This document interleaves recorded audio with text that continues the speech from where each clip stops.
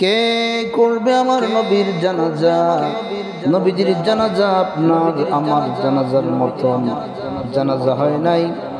নবীজির জানাজা সাধারণ মানুষের মতো হয় নাই।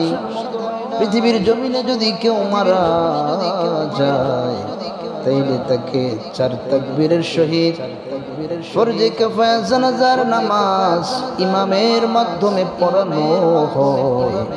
আমার নবী তো ইমামুল মুরসালিন, কে পড়াবে নবীজির জানাজা?